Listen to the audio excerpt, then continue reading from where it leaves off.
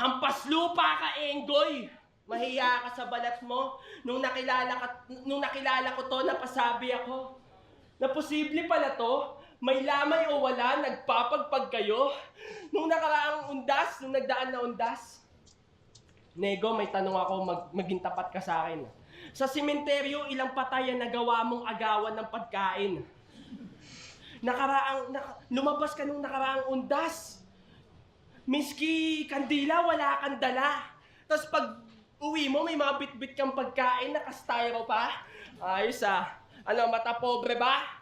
Pag yung angulo, mayaman, tatawa-tawanan, walang busina. Kakaya-kayanin, babata-batain, tapos kala mo batina. Nakakalimutan mo ata yung laro, papaalala ko wali ka. Nego G, basta mahirap, walang nakahagilap na ustisya. Kaya kitang ipatumba, walang sisilip, lilihis lahat ang nakatitig. Pag pera na nagsalita, Nego, lahat tumatahimik. Ano mayabang? Kupal ka gago! Pag mahirap, pwede gumamit ng estado, medyo malabo, pakiklaro. Para lang malaman, ano ba yung punto na gusto mong tamaan? Pwede ka magpaawa, bawal kang kaawaan. Kasi sabi niya, dahil daw sa estado ng buhay, mas karapat dapat siya ngayon. Mayaman ka naman na, Jaboy, gumugol ka pa ng panahon. Pag nagmamak talaga si Jabo, ang nakakatawa yung pag-deliver tsaka ng facial expressions niya eh.